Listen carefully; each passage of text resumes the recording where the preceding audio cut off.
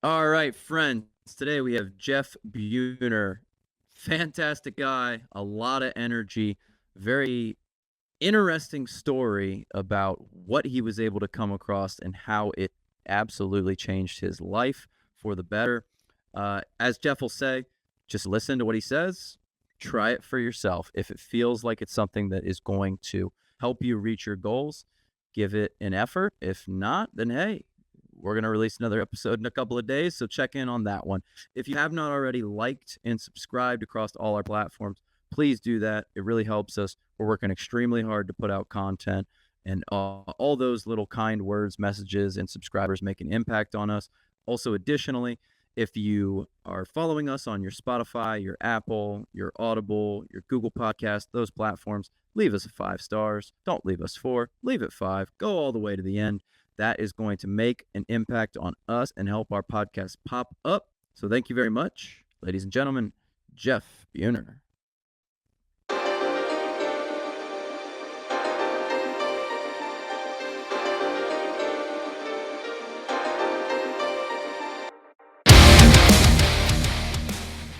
Hard, we're just trying to take those little baby steps. Yeah, that's all you can do. Take that next step. So the only other two things I will say before we are pretty much prepped up to go is I'm like a serial drinker. I got drinks on drinks over here, and even a real crazy a mug of hot water to refill my tea. So if we get going and you're like, I got to use the restroom, Alex, like I gotta pause. Don't feel like that's gonna ruin the podcast. That by no means. Like we can just clip it and it's fine. All right. And then the second thing I always ask before we start the podcast is just, is there anything you really want to cover on this podcast? Any topics where you go, yeah, like I obviously I know the book, but this new thing that I'm doing, this new program I'm launching, anything I'm rolling out that you want to cover, or things you don't want to cover on the podcast? No, though, I mean, the one thing I have to share, and I wouldn't have anything to share if it weren't for this, is just the writings of Sultan Musa of Mali and how that changed my life. So we'll cover that. We'll just have a discussion. Hell yeah, I appreciate that. Well, if you're good to go, I'm good to go. Let me just grab a drink behind me.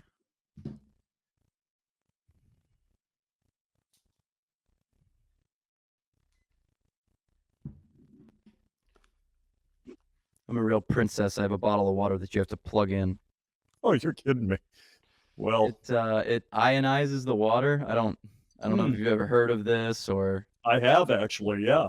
hard to say it does anything. It doesn't make you feel worse, I'll say that much. So, and I got it for Christmas, so I don't know. Yeah, you got to try stuff because every once in a while you hit on, 1 out of 100 things that people tell you to try, one works, Mm-hmm. and then you're like really glad that you tried that one thing. Yep. And then you're that weird guy who's telling everybody about, you gotta get a grounding mat and you gotta sleep on it every night. Right. People are like, I don't know about that, man. People quit taking your calls. Yeah. People know one of my big things is plastic. So like I'm really big on like getting plastic out of like your water bottles, your foods, and all that stuff. Okay. That's like one of my big life missions, if you will, because there's a lot of like downstream health effects that come along with it for men and women. I absolutely believe that. I mean, I try to drink out of glass, but it's so hard these days when you travel, especially. Oh yeah, and that's what everybody says. Well, what about if you need a Gatorade? And you're like, okay, look, you can't be perfect. Like, Right. Yeah. you can take it to an extreme, but what does your meat come in? It's like, okay, yes, it comes wrapped in plastic. Yeah. I get it, guys. So we just are trying our best. So, well, cool. I'm good to go if you are, Jeff. I'll give us a countdown. Okay. Yeah, let's do it. Sweet. 3, 2, 1. Jeff, how are you today, brother? I'm doing fantastic. Thanks for having me on. I've had a good run of people who have a voice for podcasting. You are in that category. Oh, I'll take that compliment. I'll take any compliment I can get at my age. Absolutely, Thank man. you. So, Jeff, let's tell us a little bit about yourself. Let's start there. Who are you? What have you been up to the last couple of years? And then I know your story goes back a ways, so we can go that direction. But tell us right now what you are and do. I'm in land development and international land development. I'm in northern Arizona and also Belize, which is a little country right below Mexico. It's a Caribbean country. English-speaking country, correct? Yes. It is Yeah, one of the few few people even know countries. about it. Yeah, one of the few. I've actually seen Belize because it is one of the few English-speaking countries in South or Latin America, correct? Yes. In fact, I think it's the only English-speaking country in Central America. Hmm, interesting. Is that part of why you did or do land development there, or is it Yeah, just absolutely. Yeah, yeah. I don't speak Spanish. I tried. I looked at Costa Rica. I think it's beautiful. I love it there, but no way I could do business there without being able to speak, fluently. I mean, one word, one sentence can change the meaning of the contract. Right. And in land development, you can't have that. Interesting. So take me back then, if you will. That's what you do currently, but I know the story goes a long way back. Yeah, I wouldn't have anything to share with your audience if it weren't for the fact that 30 years ago, roughly, I came in contact with the writings of Sultan Musa of Mali. And that's what I'm going to share with your audience because I've had a magical life ever since. And this Sultan Musa of Mali is reported to be one of, if not the wealthiest man ever to live. Mm, And so, to put it in perspective, just because people hear that and they think, oh, yeah, rich guy, you know of Elon Musk, you know of Jeff Bezos. If you combine their wealth, they get close to Sultan Musa of mm, Mali, but they don't catch him. And this guy lived in the 1300s in West Africa. mm. So he's a big shot. Sounds like in the 1300s, if you had that kind of money, there's a lot of things you could do. Yeah, he's in the history books. I mean, the guy was incredible. I don't want you to imagine me like under the catacombs in the Vatican. I just was given a copy of his writings by a wealthy woman who I had a chance Mm, to talk to. And that conversation started out positive enough, but it devolved into me complaining. And I did my old song and dance. I was a concrete contractor at the time, 33 years old. And I kind of bellyached in the same way looking back to anyone who would listen. And my shtick was life's not fair. I work harder than anyone I know. And yet, I know mm, guys who are driving around in BMWs because their dad owns the company. And I tried that on her, and she just turned around and walked away right in the middle of me bellyaching. mm, But thankfully, she came back a little while later and handed me a manuscript. mm, And this is the story of Sultan Musa of Mali. mm, And I'm going to tell you, Alexander, I wasn't going to read it. I mean, my mm, alarm clock went off at 5:30 in the morning. I never got home before 7 o'clock. I mean, my crew would go home at 5, but then I'd go out selling new jobs, collecting money, picking up supplies, and I'd get home in time to wolf down some dinner, fall into bed, and do it all over again the next day. yep, been there. But I happened to read the first page of this book. It wasn't really like a bound book, it was a stack of papers Mm. clipped together. So that's why I call it a manuscript. Where did this come from, this manuscript? Was this hers? Was this something she had collected? I don't know. And people ask me that all the time. And the honest answer is I have no idea how she came across it. I have some guesses, but by the time I understood what this manuscript was going to mean in my life, I really had moved on. I tried to find her many times years later, but I had poured so many jobs in and around Salt Lake City, Utah, and clear up north, and I couldn't find her. Mm, So, but I hope you can understand that, like, I'm going to tell you the story of what happened to me when I read this manuscript. But it wasn't like the next day I knew it was going to work. In fact, it was probably 6 to 8 months down the road before it dawned on me what this woman had given me. Mm. And by then, lots of things had changed, and I wasn't in the concrete business anymore. And it probably wasn't, it was like 2 years later that I thought I ought to go thank this woman. Mm. By then, I couldn't even remember the neighborhood I was in. So I've never found her. Mm. It's been 30 years, so she's probably gone. She was probably my age then, Mm. and I was 33, and I thought of her as a really old woman. Yeah. So Yeah. Right. It's funny. she's probably younger than me. So what did that first page say that made you go, I got to read this? On the very first page, there is something called the language of the gods.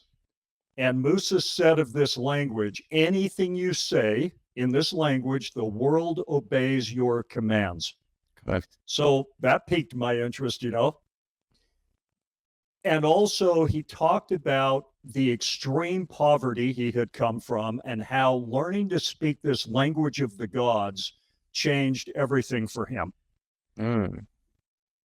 And like the very next page was a complete tutorial on how to speak it, which I didn't expect. When I read about it, I thought, oh, yeah, you know, he's never going to tell me. That's how books go. They give you a little teaser in the first Yes, get you to read the whole chapter, and book, then and you read then the whole you chapter. still don't know. Yeah, no, exactly. But no, very next page, there it was. And I'm going to tell you something that I think your audience will relate to. You're speaking this language right now, but it has nothing to do with the words coming out of your mouth.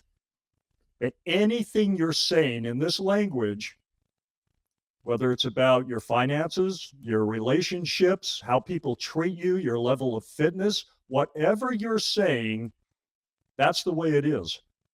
And that's the way it's going to stay unless you change what you're saying in this language. And I'm going to tell you how to do it. First, I'm going to tell you what happened to me, because otherwise, you know, who cares? When I started speaking this language, weird coincidences started popping up, and that's all they were to me. You know, like people, I noticed that people treated me a little differently, but it took a while before I don't even know how to say this. It wasn't like the 10th or the 20th coincidence that popped up, but somewhere around the 30th, maybe, Mm. I was like, holy crap, I'm doing this. This wasn't happening a year ago. This wasn't even happening last week, but it's happening now. And the things that are happening match what I'm saying in this new language. Mm. So I'm going to jump into this new language. We don't have a lot of time Yeah, together, I and I gotta don't hear. want I to gotta hear, drag out man. the story, but I went from being like a $60,000 a year concrete guy to making 3 times that much every month. Mm.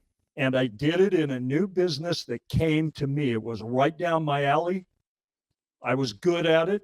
It was like tailor made for me, and it just fell into my lap.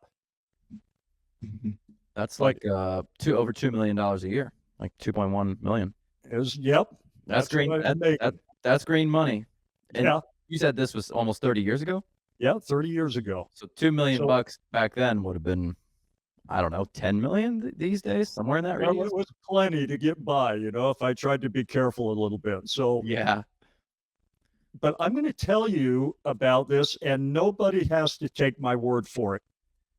Everything I tell you, you can try out yourself. And if you do, you will notice, you'll see the evidence. You'll notice the same things, that little coincidences will pop up, and they'll keep building on each other, and they'll keep popping up until you quit speaking this new language. I'm in, man. Let's go. Okay. I'm ready. This doesn't seem that bad. I just got to change my verbiage a little bit, and 2 million bucks. Well, yeah, it has nothing to do with your words, though. So this is going to freak you out a little bit. But I think if you're like me, I instantly knew it was true. I knew right when I read it, yep, that's how it works. And I could see it so clearly in other people. Mm. And then I could kind of see it in me. But one more thing I need to tell you, And I don't have time to lead up to this. I'm just going to tell you this Sultan Musa of Mali wrote just a ton of stuff. And one of the things he wrote was a fairy tale. Mm. And he embedded the secrets that he learned in a near death experience into this fairy tale. And it's these secrets, I call them secrets, they're just concepts that allowed him to go from being absolutely impoverished, just a thief. His father died when he was young, and that plunged him and his mother into just poverty like you can't imagine. And he had to go out and steal food. His mother couldn't even guarantee him one meal a day. So he became a little petty thief, and he got pretty good at it. And at the age of 12, he was recruited by an older thief, and they pulled off an incredible heist. But instead of sharing the wealth with Musa, the older thief sealed him in a cave and left him to die, Mm. which he did. That's a good movie right then and there. Yeah, it's a good story. And he had a near death experience in which he said he met a man made of light and love, and that's all he called him. But he learned these things, and this is an interesting, I'm going to give away my book to anyone who wants to download it. But one of the interesting things is Musa was a thief. He was like a little dishonest prick, really.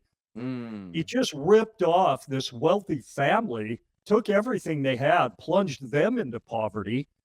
But when he had this near death experience and met the man made of light and love, the man made of light and love never brought up anything that he had done. He didn't bring up that he was a thief. He didn't bring up what he had just done to that family. He just taught him. And one of the things he taught him is this language of the gods.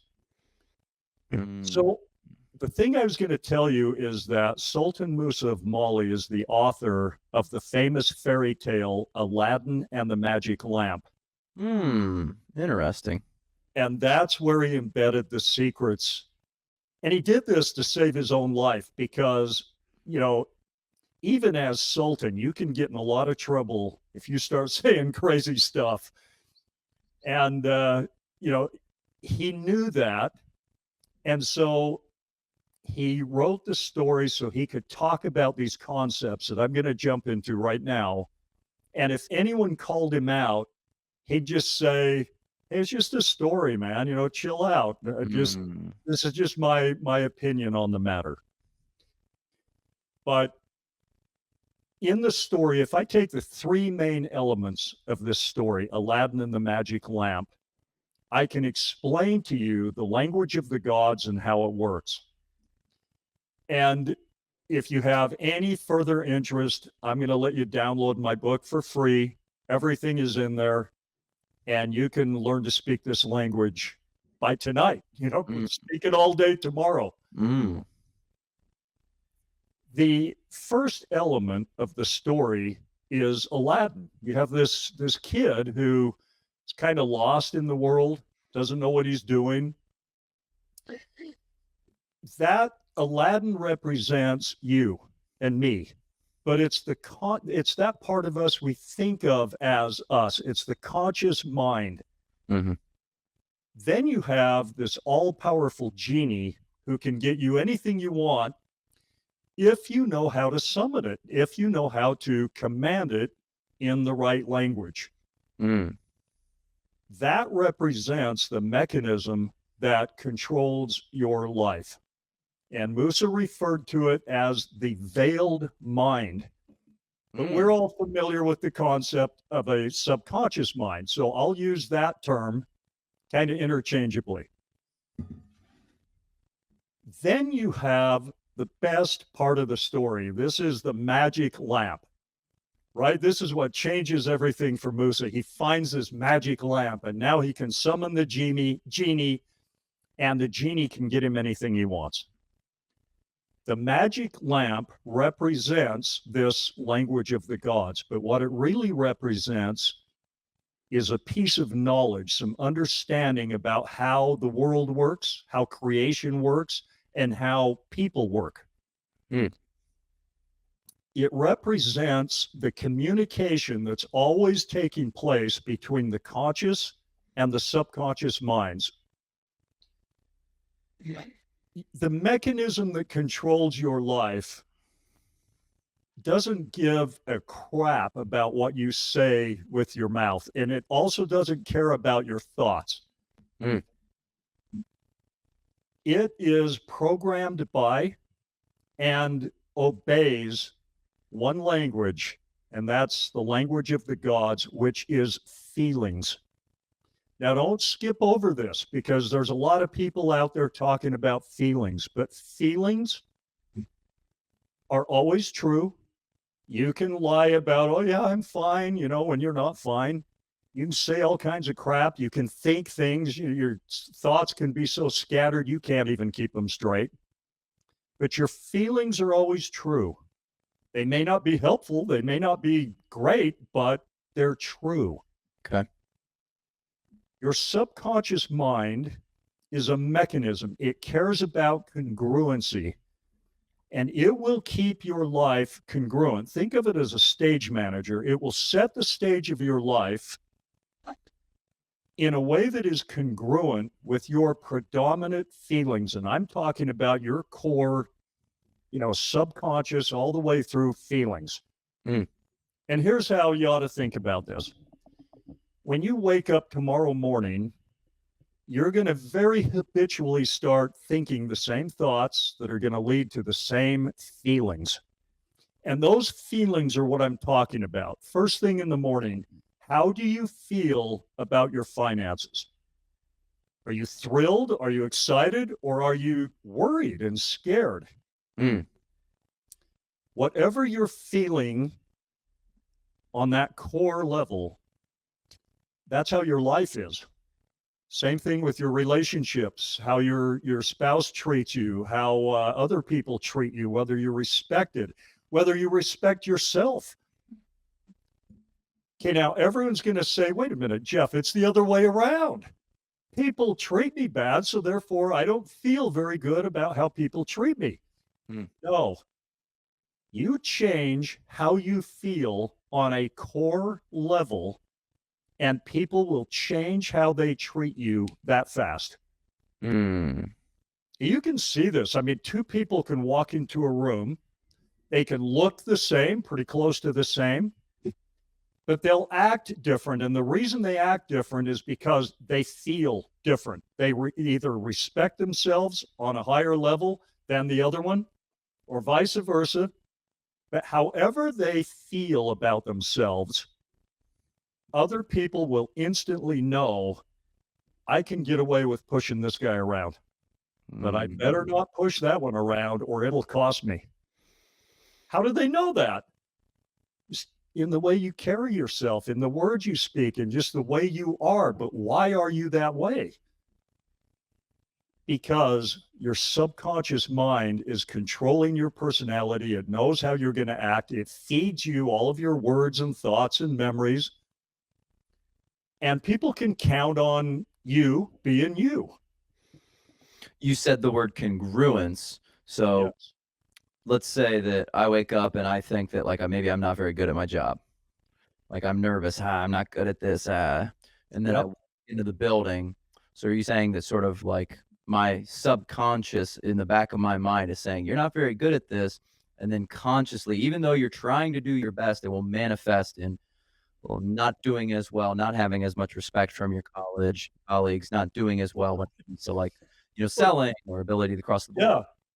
You walk into a meeting where you're going to give a presentation and you don't feel confident, you don't feel like you're good, you feel like you're a pretender, they're going to pick up on that in 10 seconds, and someone's going to ask you a question that totally derails you.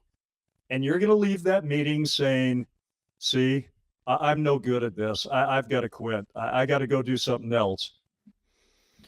Now, I feel like a pushback to that, Jeff, would be, let's say like I really don't have a lot of evidence to support that I am good at my job or anything you want to fill in here. Like I'm doing Muay Thai. I don't have a ton of evidence that I'm great at Muay Thai. Right. I think I'm okay, but I've only been doing it for 2 or 3 months, right? So guys who've been doing it for 5 years, like they are fundamentally better than me.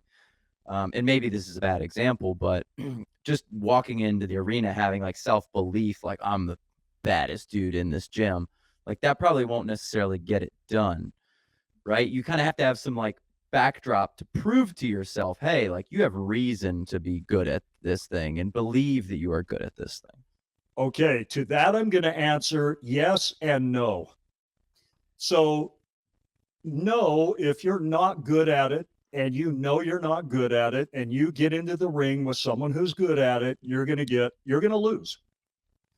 Okay, but what if you get into the ring with somebody who's on your level? Because that's really how it works. We're paired up with beginners when we begin Muay Thai or anything else. When we're in a little league, we're playing against other little leaguers. So let's say you go out onto the field and another kid trots out onto the field on the other team and he's about your size, but he's coming out as him. You're not. I never went out on the field when I played Little League football as Jeff Buehner. And this is going to tie in, but I didn't know what I was doing back then. It was just instinctual. I always went out on the field as Roman Gabriel or Gail Sayers. I always went out as one of my heroes. And I guarantee you, I played better as Roman Gabriel than I ever would have just gone out as little Jeff Buehner. Here's how it ties in. Let's say you're not confident in your job, and you know that you feel it on a deep level. You're afraid. It's not working, and you want to change that. And you can apply this to anything in your life, any aspect of life, and there's only about 8 of them. So you can do this pretty quickly. Every one of us was born with a talent. It's really a superpower. And you were a pro at it as a little kid. And this is your ability to imagine and pretend. Now, you were taught to quit pretending as soon as you got into grade school. So pretty early on, you started hearing things like, hey, Alexander, get your head out of the clouds. You got to live in the real world. You got to get with the program. Be realistic. Yeah, be realistic. You quit living in a la world. And you did. You quit living in a make-believe world. But let me ask you a question. And before I do that, I better set up another question, and that is, going back to what we talked about, going back to the fairy tale. You've got Aladdin, your conscious mind. Then you have this subconscious mind, but think of it as your inner genie. Okay. So whatever you commanded in the language of core feelings, it's going to set your life stage that way and keep it congruent with those feelings. Okay, so now you want to change how you feel about any aspect of life. Let's just take finances because it's an easy one. At the time I learned this, on a very core level, I believed that the only way that I could make money honorably was to work hard for it. And I can tell you exactly where that came from. I grew up on a farm. We bragged about how hard we worked as farm boys. And that was in me working. I was falling further behind all the time. So I needed to change how I made money. I needed to quit, trading my time for dollars. But I had to change that on a core level. You had to accept that was okay to do mentally. Yes. So what I learned in this manuscript was, use your superpower, your ability to imagine, and imagine yourself making the kind of money you want to make until you can feel what it's like to have that money, whether that's $20,000 a month, $30,000 a month, having $1 million in the bank, having 500,000 cash stuffed in your mattress, However you decide to do it, imagine until you can feel what it's like to have that thing you want. And you will be able to feel your subconscious mind loves this game and it will answer the question. If you say, what would it feel like to have $1 million in the bank? Boom, it'll give it to you. You'll feel a portion of exactly what it would feel like if you actually had it in quote unquote real life. Okay, so step one, sort of visualizing what it's like, and step Yep, two, allowing yourself to feel what that is like. right. But remember, feelings are self-fulfilling prophecies because your subconscious mind believes your feelings. Now, what are you feeling when you're imagining $1 million stuffed in your mattress? Feeling like a Well, baller, man. you're exactly. And your subconscious mind hears those feelings, believes them, and as soon as it believes them, and you got to do it more than once, but as soon as it believes that those feelings are supposed to be part of your life, it will go out and create the circumstances and the new situations that will lead to that. Now, I'll talk about that in a minute because you may not go from making zero money to, having $1 million stuffed in the mattress. But back to coincidences, things are going to start happening. They might be, or they might seem small in the beginning, but they're going to match the feelings you're generating purely with your imagination and Mm. keep popping up and they're going to build on each other. So let's say you believe me and you decide you pick something like, okay, I really would like to know what it's like to feel absolutely financially secure, like to have more money coming in than I could ever spend in my lifetime. And if I pass it down to my kids, they won't even be able to spend it in their lifetime. That kind of money. Mm. And you imagine it until you can feel what it's like and you stay in it. You do it a little bit every day until, by the way, it's going to feel so good and be so fun that you're going to do it more and more and more and more Mm. until you're living in those feelings long before anything has changed in your real world. But your feelings are going to change. What did And that look like for you when you did that? I picked 5 things and wrote them down on a piece of paper. And then I collected pictures that kind of uh, visually described what I wanted to be. But I picked 5 things. And by the way, I didn't pick like 2 million a year. My first number as I started doing this, for whatever reason, I tried 1 million. I couldn't feel it. I couldn't Mm. answer that question. What would it feel like to have $1 million? Nothing came. I didn't have a reference point. Soon as I got down to like, okay, quarter of a million, 100,000, what would it feel? Finally, $86,000 Interesting. was my number. The second I said that number, I could feel what it would be like to have, and I had never had more than 10,000 in the bank in my life. Okay. It was all mine. I mean, I'd have money come in that had to go out. $86,000, all mine, taxes paid, everything paid. That's my money. And I could feel that. And every day I would pretend and tell myself, I've got 86,000 in the bank and just bask in the feelings of security, just the fun of having that little bit of cash in the bank. Well, I'm just going to tell you, I shot past that like I was standing still. Once I got to where I was feeling that every day, Mm. things just opened up for me. And I shot past that number. I had to bump it up to a quarter of a million, then half a million, then 2 million. And that's just how it works. You don't stay, you don't go from 0 to 100. But when you go from 0 to 10, you don't stay at 10 because now you can believe in 20 and then Mm. 30 and then 100. Mm. All right. So keep in mind, feelings are self-fulfilling prophecies. You've They all heard, if you believe you can or believe you can't, you're right. But it's way more accurate to say, if you feel you can or feel. feel you can't, you're right. What do you think the difference is from like, "Oh, I believe in myself," versus like, "I feel as if." I could do this.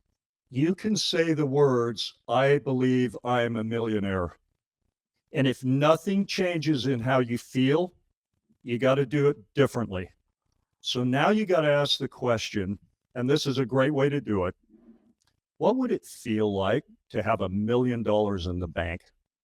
Mm. Or if you've got that and you want to move up, what would it feel like to have 10 million in the bank or 100 million in assets? What would it feel like to have, 100 million in raw land?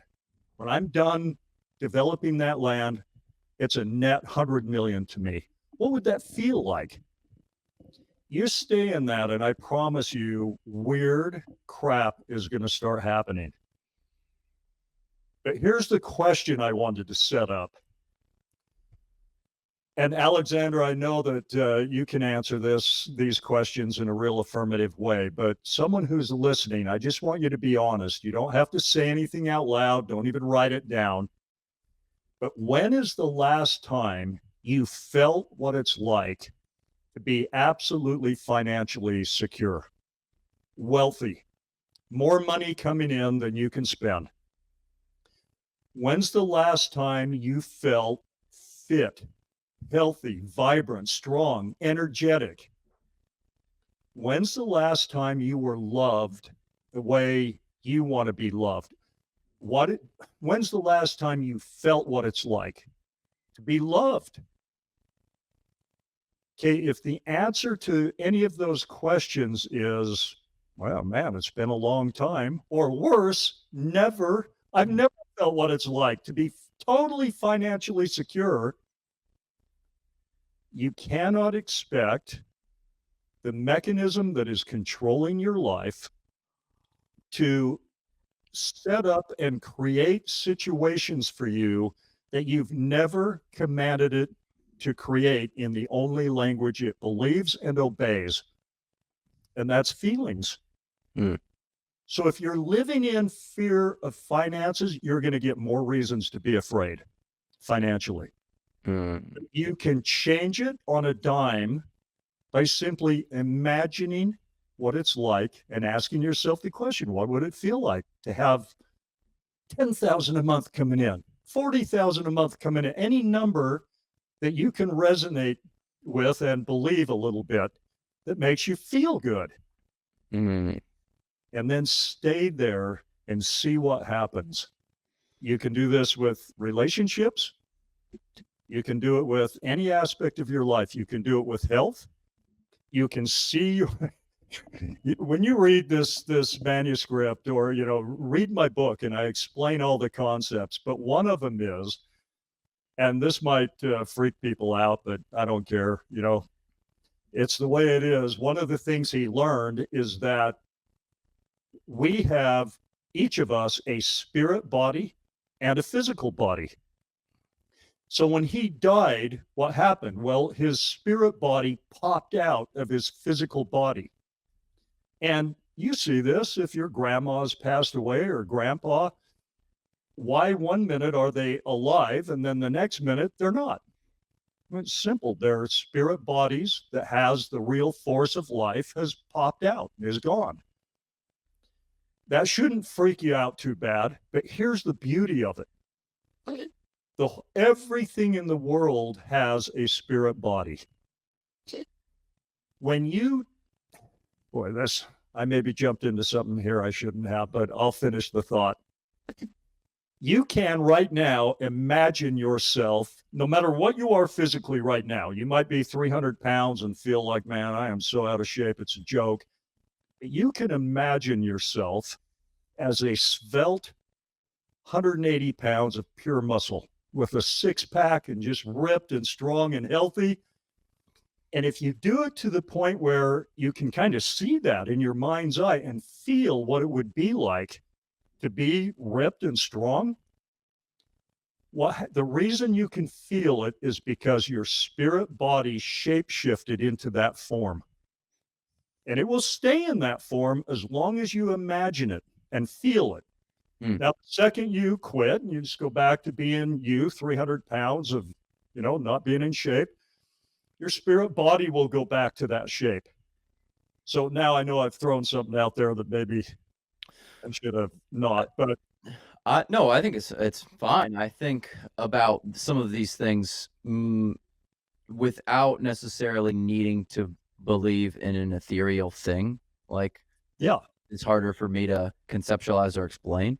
right. You talk about, like, coincidences.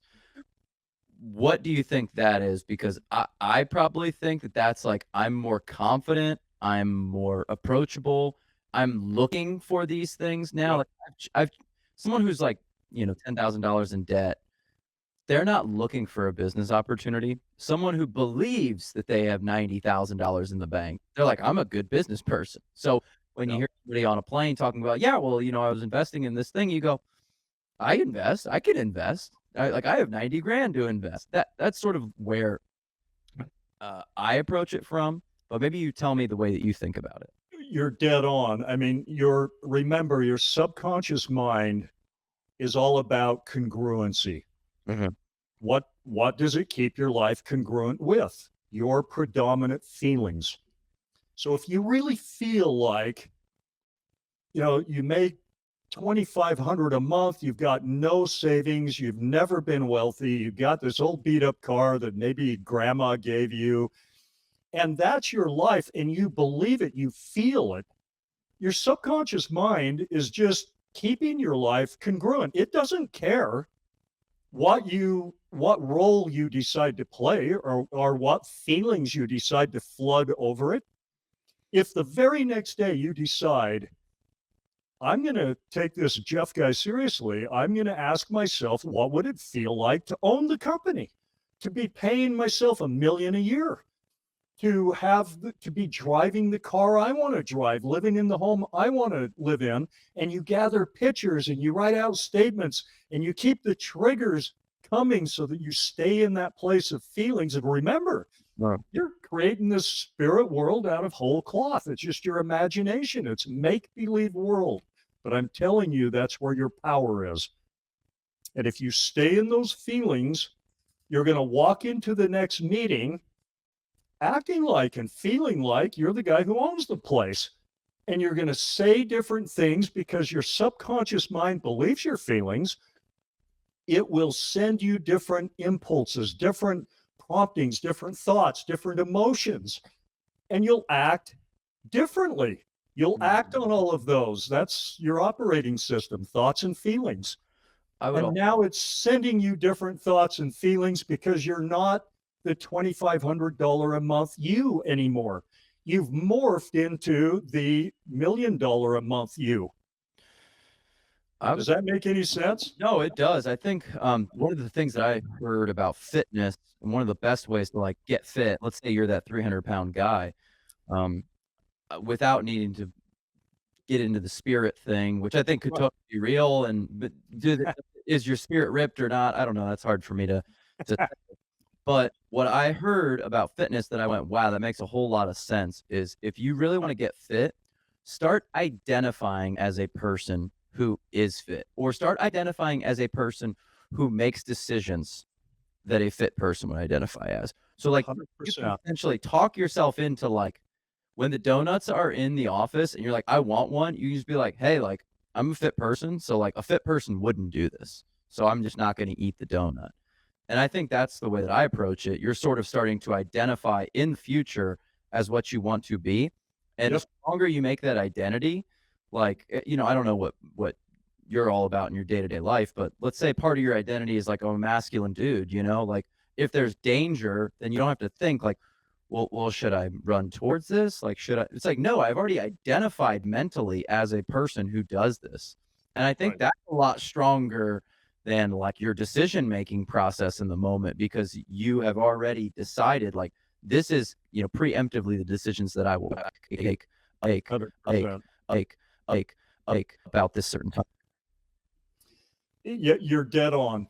It just, the only thing is, if you want to download my book and learn the 7 secrets, the 7 principles, you're going to be able to codify what you're doing.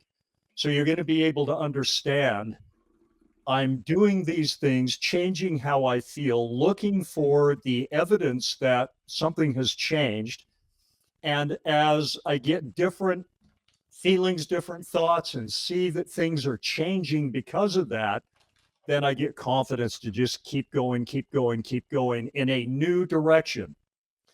And that's how it works. It's simple and it's the most fun way to live that I've ever come across. But here's what I'll leave you with.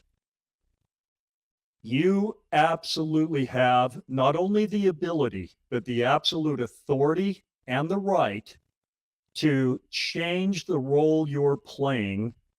And that's all any of us are doing. We're just dedicated to a certain role Mm. and we stay in character because that's us. And people have told us, you know, who we are the whole time, but you can change it anytime you want. And if you do, and you give yourself new triggers and you just pretend to be the person you want to be, and it's going to be a step by step thing. If you pretend to the point where you can feel it, if you just pretend to be, let's say you're that 300-pound guy, but you pretend to be a 250-pound guy, a guy who has lost 50 pounds in Mm. the last quarter of the year. And that turns you on. You think, that is so cool. I lost 50 pounds and I'm still going. Okay, you're going to feel differently than you did 5 minutes ago.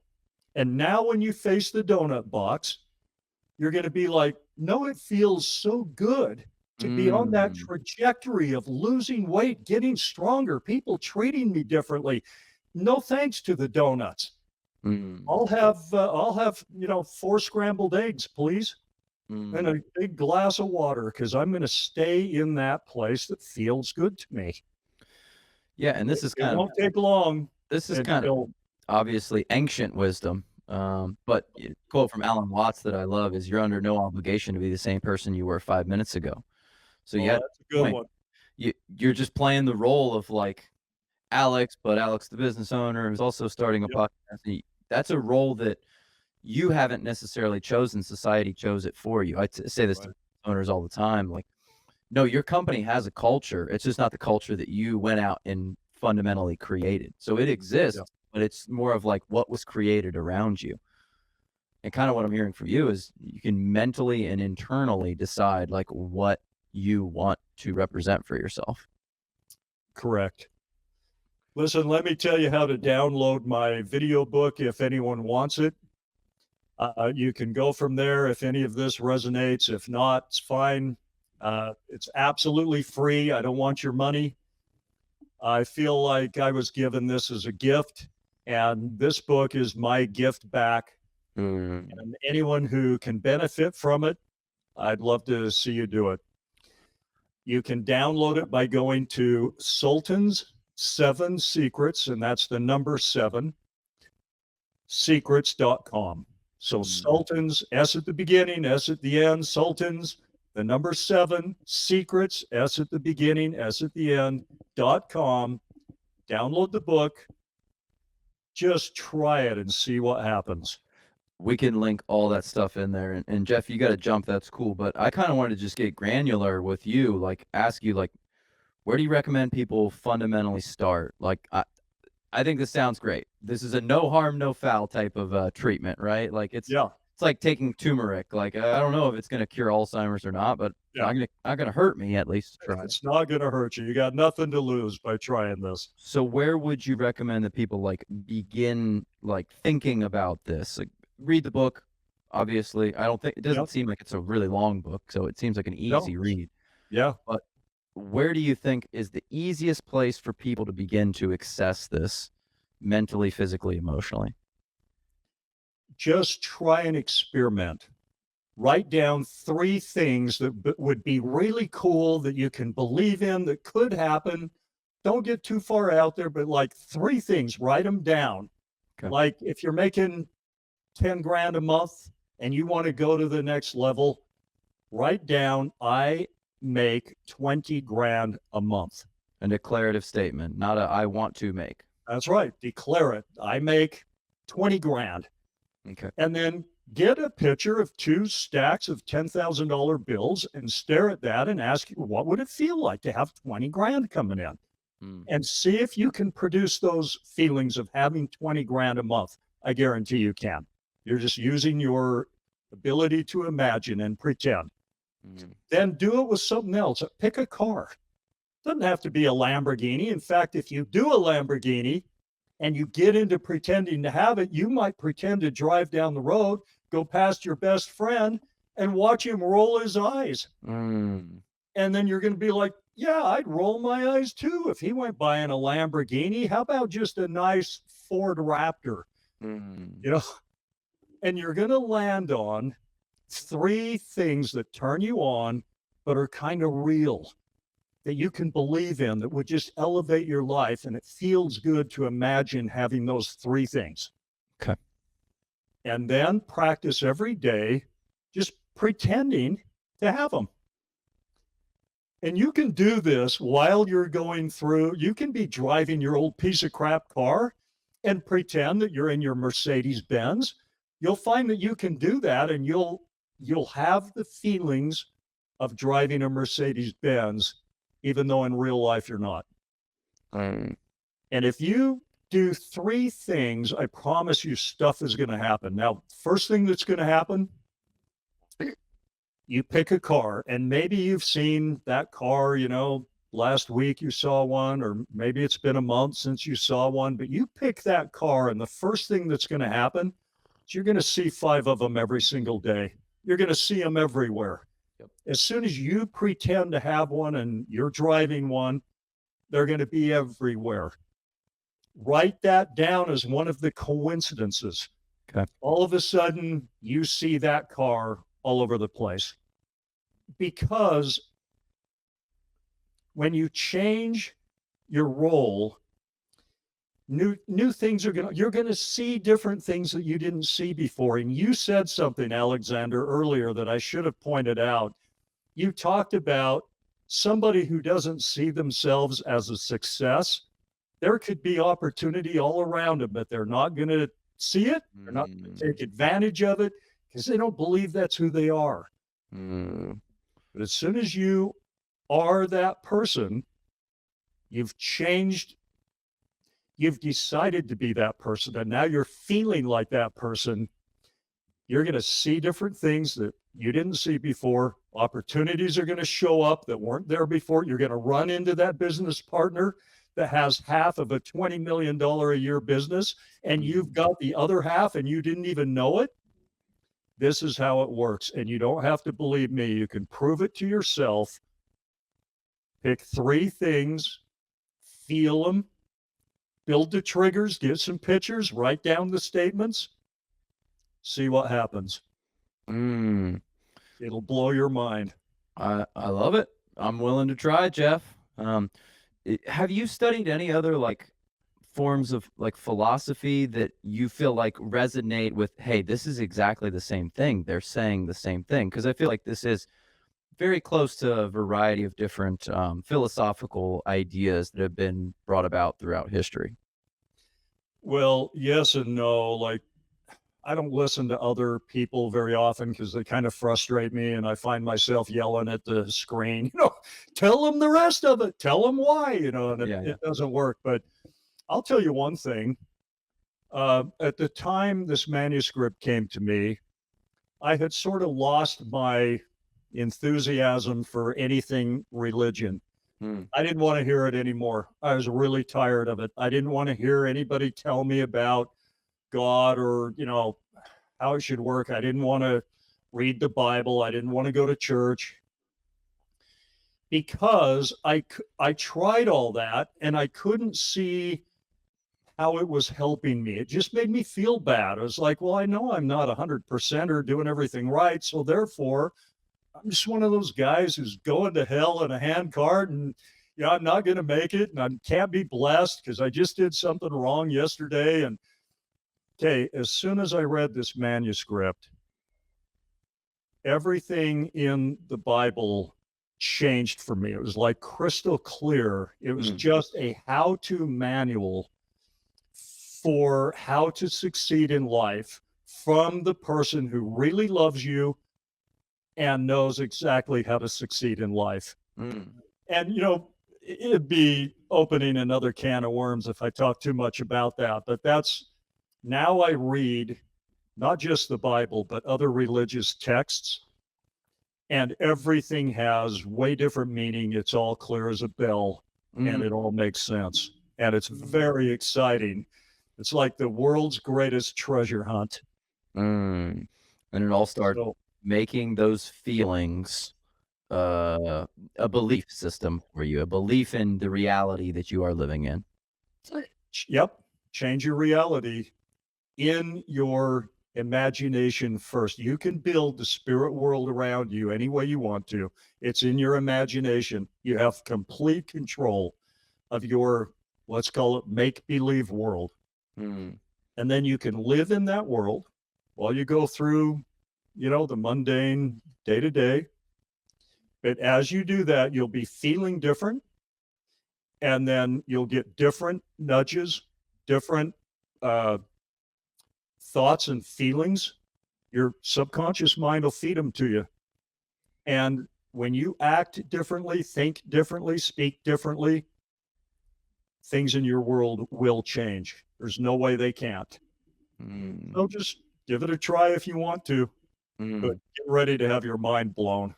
Well, Jeff, I mean, your energy, it's infectious, brother. I mean, I think that if people listen to the way that you talk about it, and clearly you've had a ton of success in business. I mean, I know we didn't really touch on that, but if you're telling me that 30 years ago you were somehow able to, as I think you say, stumbled into or fell in your lap a $2 million a year type business, I mean, that's Yep. amazing. That's remarkable. Well, when I started out, I could have never believed that. But as I read the manuscript, started living this way, looking back now, it's like, yeah, that's what had to happen because I changed slowly how I saw myself. Mm, I was living in a different make believe world, but believe me, you're in a make believe world now. It's just you can back it up with what's going on in your quote unquote real world mm. and say, oh, no, that's why I feel the way I do about money because I only have so much. No, change how you feel about money by using your imagination, and the real world will change. You'll see. Just You, give it a try. Download the book. uh, That's my gift to you. I'm in on it, Jeff. Well, I appreciate you sharing this with us. Is there anything else that you feel like you need to get out there so that people can get started, or do you think this is the seed that will get people going on this train? If you download the book and just watch the first chapter, you're going to know this is for me or this isn't for me. You're either going to have a like a burning, holy crap, this is my new hobby. This is the Mm, new thing I'm doing. And if you do, you're going to have a lot of fun. It's mm, like the most fun way to live. But if it doesn't resonate with you, that's okay too. There's a time for everything. And, you may hear this, do nothing about it for a year, 2 years, three. And then one day something's going to happen. And you say, God, there was this guy. And he had a book. And what was it? It was about some sultan.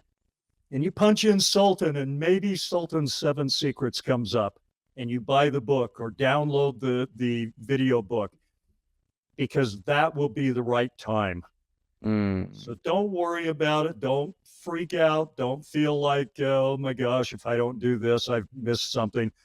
Do it if you feel like it, and you're going to have fun, I promise. But if Mm. you don't, the right time will come for you. I guarantee it. Sweet, Jeff. I dig it. Where can people find other stuff that you do? I know you got the book, but I know you speak, you do various engagements. So, Yeah, I'm busy doing this all the time because it's the funnest thing for me to talk about. But if you download the video book, then you'll put in an email address where we can send you the link to watch the book. And then we're not going to inundate you with a bunch of crap, but we will let you know where you can find out what I'm doing. And we'll tell you when I'm doing a seminar or a speaking engagement or whatever. We'll keep you up to date. And then if you get sick of that, you can just opt out. heck yeah. Well, Jeff, if you ever come to our side of the country, we'd love to have you out here. We'd love to see you in person.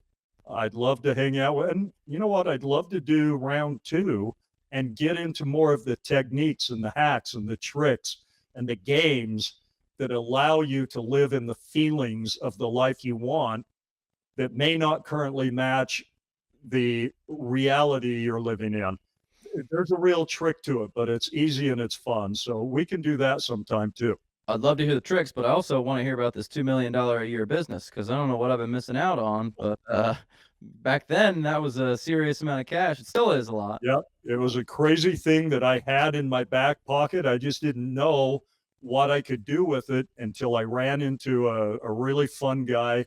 And like I said, he had the other half.